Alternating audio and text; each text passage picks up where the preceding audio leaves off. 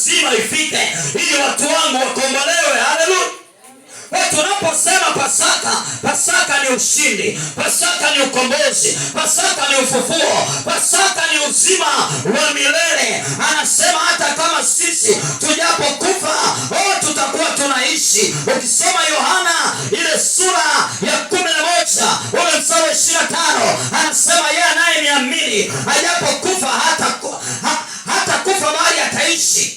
Kwa nini? Hata kama ukiwa umekufa, tayari umekufa katika Bwana, bado utakuwa unaishi. Kwa nini? Kwa sababu ya ile mauti ambayo Bwana alishinda kule kuzimu. Haleluya.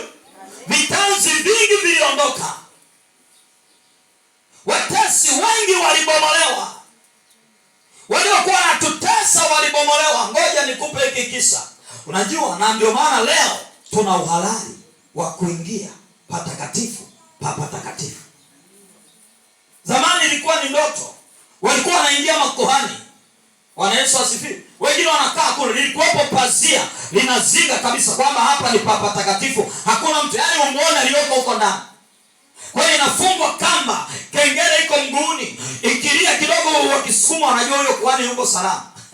Wakiona haili ameshakufa, wanavuta mzoga wanaenda kufanya nini? Kuzika. Lakini hekalu lilipopasuka tu, Biblia inasema watu walifunguliwa. Haleluya.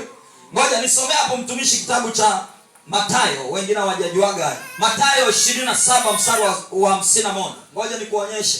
Wengine wanashangaa tunaposema tunafurahia hii Pasaka, mwingine ajui. Tunafurahia kwa sababu upo ukombozi. Mathayo 27 ule mstari wa 51. Hebu nisomee hapo kwa haraka.